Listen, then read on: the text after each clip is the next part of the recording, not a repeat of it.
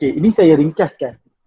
Okey, bila sejarah pengumpulan Al-Quran, okey, dia bermula pada zaman Nabi Muhammad sallallahu alaihi wasallam. Ini bermula pada zaman Nabi Muhammad sallallahu alaihi wasallam. Jadi kita akan tengok di sini macam mana kita nak faham. Saya ringkaskan. Okey, pertama, bila zaman Nabi Muhammad SAW dia bermula 3 tahun dan diturunkan secara beransur-ansur. Maksudnya Nabi dapat wahyu pada umur 40 tahun. Bila dia meninggal, bila umur Nabi wafat pada 63 tahun, umur 63 tahun, Al-Quran turun beransur-ansur. Al-Quran tu ada jumlah wahidah. Al-Quran tu dah ada dah satu, tetapi dia berada di Lauhul Mahfuz, di Zatul Muntaha. Bila nak turun pada Nabi Muhammad secara berperingkat-peringkat. Dia kemah dia kenapa? Macam kita bacalah, pengharaman arak tu bagaimana ada peringkat. Mula-mula kena jauhi arak. Lepas tu bila nak solat kena tak boleh nak minum arak. Sehinggalah diharamkan arak. Itulah hikmahnya. Kalau datangnya macam zaman-zaman Nabi dahulu, dia datang wahyu sekaligus. Itu membuatkan orang susah nak terima. Jadi kita masuk sikit-sikit. Macam tu juga belajar. Kita masuk sikit-sikit. Hari ni belajar sejam. Ulang kaji sejam. Malakah ulang kaji sikit. Jadi begitulah. Kita kena ukur kemampuan kita. Tapi janganlah ambil dua. Saya boleh belajar 5 minit je Ustaz. Taklah begitu. Jadi kita janganlah ambil ringan sangat. Contohnya kalau saya belajar sejam, cukup dah tu. Rehat sekejap, minum kopi, dengar lagu, main game sekejap. Jadi kita tengok. Tak apa, ini dipanggil 23 tahun. Yang paling penting kita akan tengok ada 2 cara. Iaitu pertama, menggunakan hafazan. Nabi dapat ayat Quran, Nabi ajar kepada sahabat. Dan sahabat ni hafal. Itu dipanggil riwayat secara mutawatir. Para sahabat ni hafal Al-Quran turun-temurun. Tu kita akan tengok. Ada sahabat ni hafal surah Baqarah saja. Ada sahabat ni hafal surah Syam saja. Surah Syam pula. Surah Furqan. Jadi berbagai surah Al-Imran. Ada sahabat ni hafal 3 juzuk. Ada 4 juzuk. Ada 5 juzuk. Ada yang hafal keseluruhan Al-Quran. Seperti Zaid bin Sabit, Zubair bin Al-Awwam. Itu hafal semua Quran. Itu kita nak faham. Hafiz Al-Quran ni kalau dia hafal 3 ayat, 3 surah pun dah kira hafiz Quran. Itu makna dia. Jadi kita nak tengok Al-Quran ni tak semestinya hafal 30 juzuk. Yang hafal 1 juzuk, 2 juzuk dia kira hafiz Quran juga. Itu dia punya konsep ni dahulu. Orang Arab, mereka ni memang ingatan dia sangat kuat.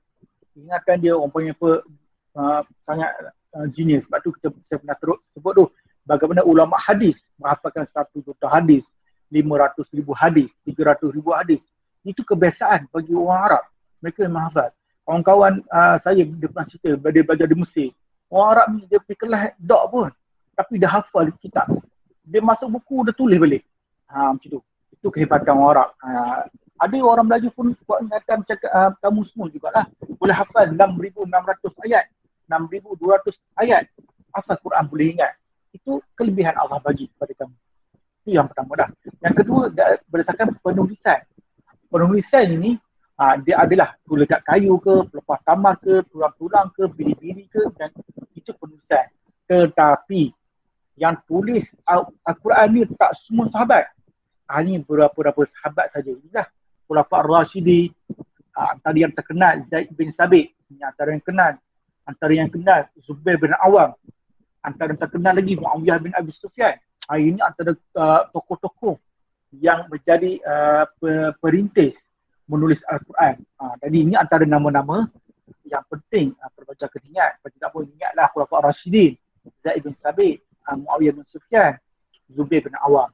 Ini cara penulisan pada zaman Nabi Muhammad SAW. Ada hafazan, ada penulisan, di mana ditulis dan siapakah penulis itu. Okey. Kita pergi sikit lagi. Ada soalan? Untuk pada zaman Nabi ada soalan?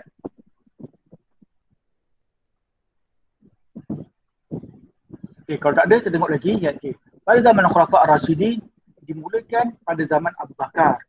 Okey, ini kita nak bagi kronologi dia. Kronologi ni iaitu bermula pada zaman Abu Bakar. Bila berlaku perang Yamamah, iaitu perang orang murtad, Abu Bakar ni panggil orang ahli Quran pergi perang orang ni. Matilah mereka, syahidlah mereka 70 orang. 70 orang ni bukan anggaran yang sedikit, besar. Dia tak macam zaman sekarang. 70 orang tu jumlah yang besar. Nak beritahu nak hafal Quran tu bukan ramai. Tetapi 70 orang ni dah jadi takut-takut kalau dah perang lagi, habis lagi. Jadi apa yang buat, yang bagi cadangannya Sayyidina Umar Al-Khattab. Dia bagi cadangan ke Abu Bakar. Macam tu. Jadi mula-mula Abu Bakar ni takutlah sebab tak ada lagi Quran dibukukan. Akhirnya dia setuju. Tapi antara yang penting kita ingat Zaid bin Sabit.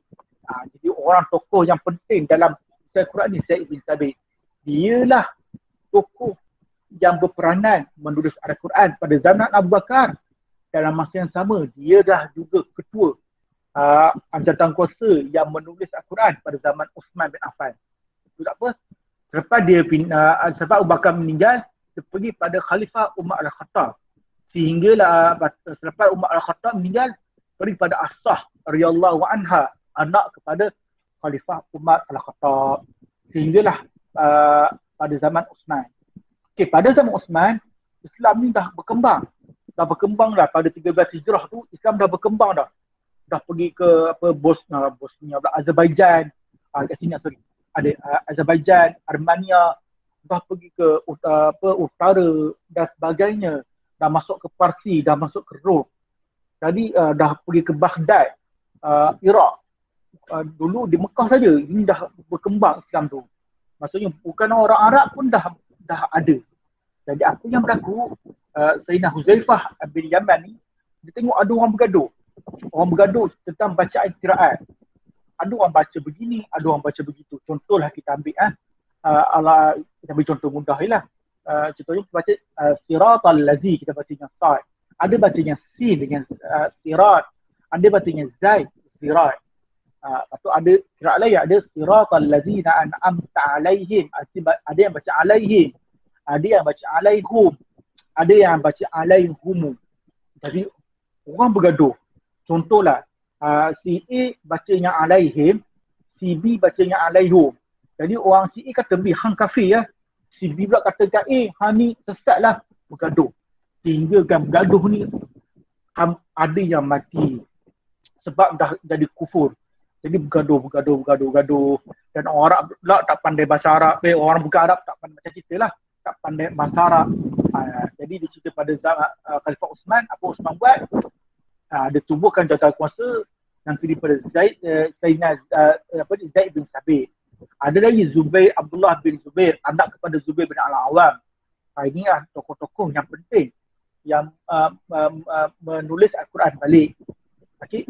Yang paling penting dalam bahasa Quraisy. Kalau belajar nanti akan belajar tentang lahjah. Dan dipanggil qiraat. Qiraat tu panggil lahjah. Qiraat dipanggil lahjah. Macam kita lah. Logat Kelantan ada, logat Terengganu ada, logat Perak ada. Macam itulah lebih kurang. Jadi dalam Quran ni ada logat dia, ada lahjah dia. Tapi dia jadikan satu lahjah saja. Jadi letakkan dengan bahasa Quraisy sebab masa itu mendominasinya Quraisy. Dan Quraisy ni bahasa dia paling fasih. Yang paling kalau masuk pertandingan syair tu, orang Quraisy lah yang menang. Okey. Jadikan satu mushaf, jadilah mushaf Utsmani, dan mushaf lain dibakar. Okey, melainkan adalah simpan-simpan macam Ibn Mas'ud, Ubay bin Ka'ab, Abdullah bin Abbas. Itu adanya kira-kiraan yang masih ada. Okey, itu sahaja tentang zaman Uthman. Dan bila kita pergi Umawi, kita pergi Abbasiyah, kita dah lebih sistematik. Adanya tulisan, ada titik, ada vokal, ada bahasa rasmi, ada titik, ada pembaruan penulisan. Ini pada zaman Umayyah, pada zaman Abbasiyah ni dia dah makin sistematik. Dah ada penulisan yang lebih teratur. Dulu saya makin tunjuk Al-Quran tak ada baris. Jadi macam mana nak buat contoh kita kat sini. Ini kita bolehlah baca. Sebab kita selalu jumpa. Tapi contoh kontak sini nak baca. contoh tak bar, nak baca bas ke, bis ke, bus ke, tak tahu. Jadi kalau orang Arab boleh baca, tapi kalau orang bukan Arab, pertama kali tengok, kalau pelajar-pelajar nantilah, kalau jumpa mu'alaf, bagi dia baca, tak ada baris. Pelajar akan tengok macam-macam baca dia akan baca. Jadi itulah cara dia. Tu ulama tak baris, letak titik supaya tulisan tu bercantik dan disusun rapi. Itulah